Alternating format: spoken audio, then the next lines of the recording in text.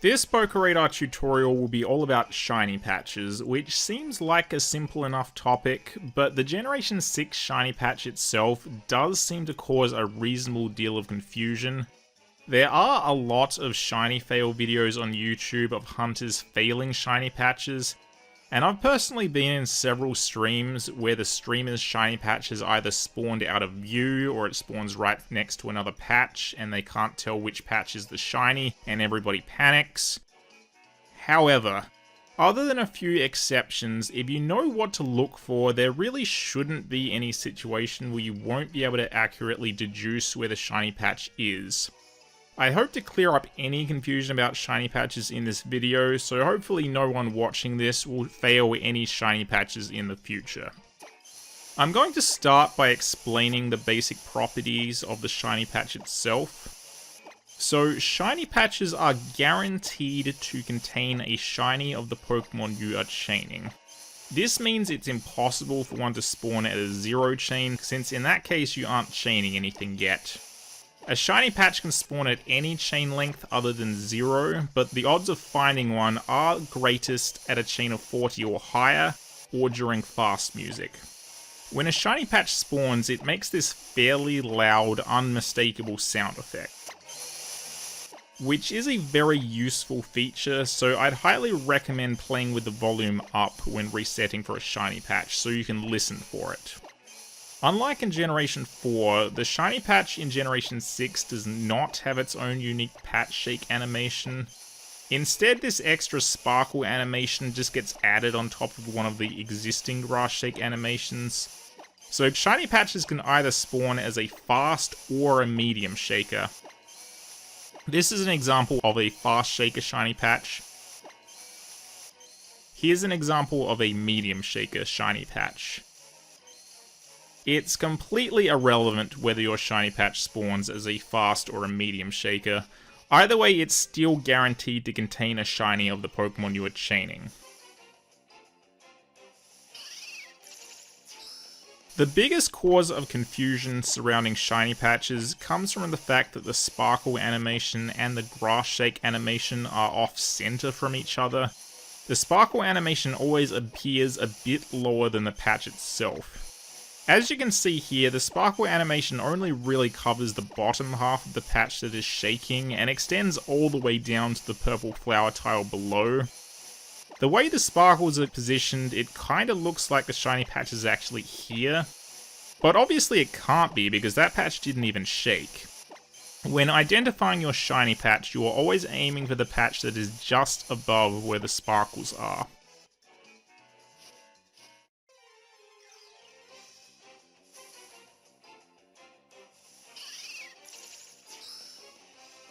Because of this fact the sparkles always appear off-center from the patch itself, this causes a lot of confusion when a shiny patch spawns adjacent to another shaking patch vertically like this.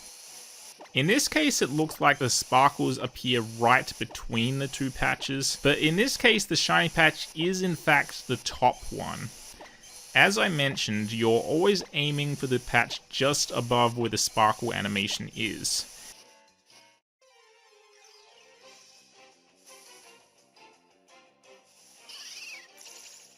Here's another example, this time in regular tall grass, where it's a little easier to tell.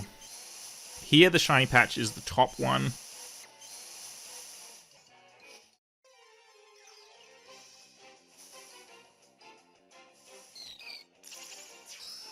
Here's another example, this time in Sandalwood Forest. Again, the shiny patch is the top one.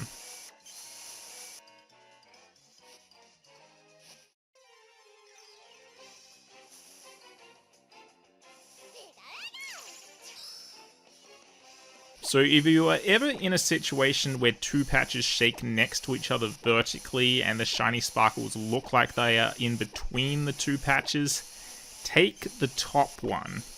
If the bottom one was the shiny patch, it would be obvious, as the sparkles would be nowhere near the top patch. Here's an example of what it would look like if the bottom one was the shiny patch.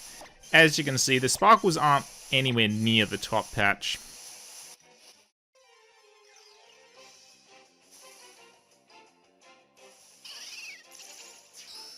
And this is painfully obvious if the shiny patch spawns 4 tiles down.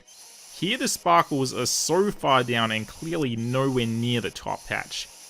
If this 3 down patch were the shiny, it would look something like this. And this segues nicely into the next topic of discussion regarding off-screen shiny patches. So because the sparkle animation always appears lower than the patch itself, this makes the sparkles nearly impossible to see if a shiny patch generates 4 tiles down. Like in this case, we definitely heard a shiny patch, but we didn't see any sparkles. The shiny patch is in fact this patch right here, but you can't really tell because the sparkle animation is nearly completely off screen. There are actually only like 2 frames where the sparkles are just barely visible. However, I still don't hesitate to recommend resetting in the middle here at Route 5 for your shiny patch, even though it's possible for the shiny patch to generate somewhere where you can't see it. Because this isn't actually an issue at all.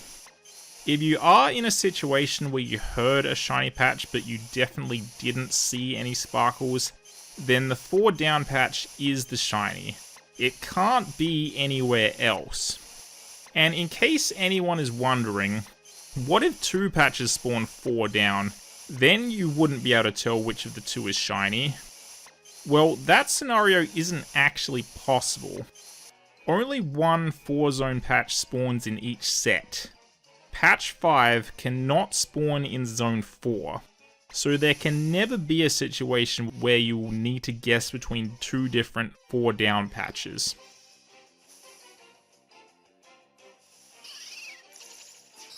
Even in Santaloon Forest and Azure Bay, where there is this low zoomed-in camera angle, and hence the 4-down tiles are completely off-screen, there still can't be a scenario where a shiny patch spawns out of sight and it's impossible to accurately deduce where it is.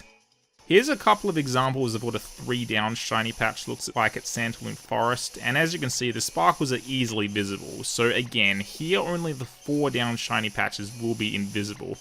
So in a case like this, where we heard a shiny patch at Santaloon Forest, but we definitely didn't see one, we know exactly where it is. It has to be 4 tiles down. We know it can't be this 3-down patch, otherwise the sparkles would be easily visible. So just walk 4 tiles down and walk along that row of grass tiles in Zone 4 until you find the shiny patch. Again, I don't hesitate to recommend resetting high up for your shiny patch at Santaloon Forest and Azure Bay, because there can't be a situation where it will be impossible to tell where it is. In fact, the only route in Kalos where it may not be possible to accurately deduce where the shiny patch is Route 10. The camera angle at Route 10 is unique, and here the sparkles on the 3 down shiny patches are actually completely off screen. In this example here, the shiny patch is in fact this 3 down patch. As you can see, the sparkles are completely invisible.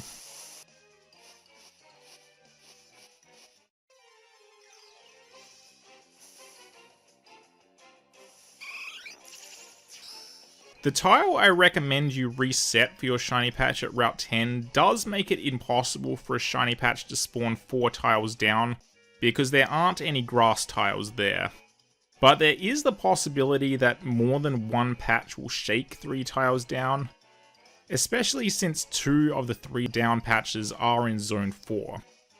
Additionally, there is also the possibility of the shiny patch spawning behind one of these stone pillars. And if we reset here, and a shiny patch spawns on any of these tiles labeled with a question mark, you will not be able to see the sparkles. In this case here, we heard a shiny patch, but we definitely didn't see any sparkles. And none of the 3 down patches shook, so the shiny patch must be hidden behind a pillar. The shiny patch was in fact on this 4-zone tile.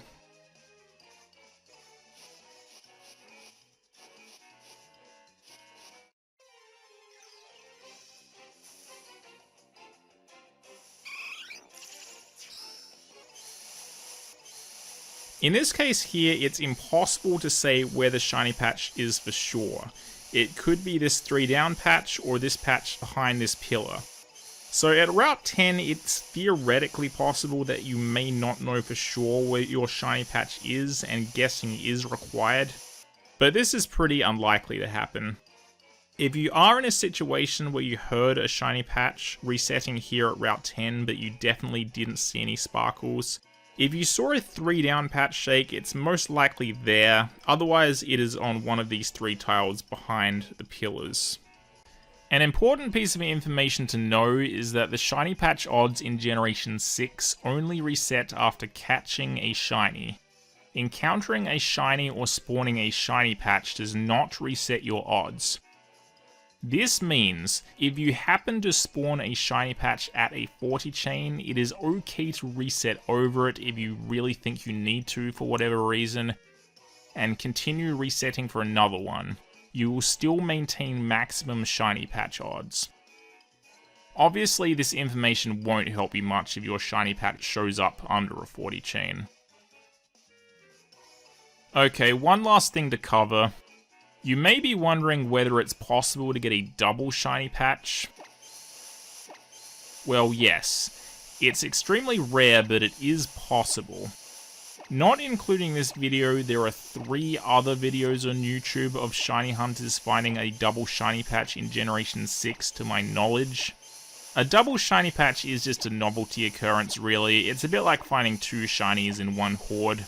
You obviously can't encounter and catch both shinies. If you are lucky enough to find a double shiny patch, you will just have to pick one of them to step into. Okay, that's about it for this tutorial. One thing I didn't discuss much in this video is shiny patch odds. If you want to know what your odds are at a 40 chain, the best place to go to is the route analysis document. This will tell you the approximate shiny patch odds at a 40 chain per reset, depending on where you are resetting and how large your field of grass is. If you want to know more about how I actually go about running this calculation, I did make a video investigating shiny patch odds, so you can check that out if you are interested. Links will be in the description of this video. Hopefully you found this useful. Thanks for watching.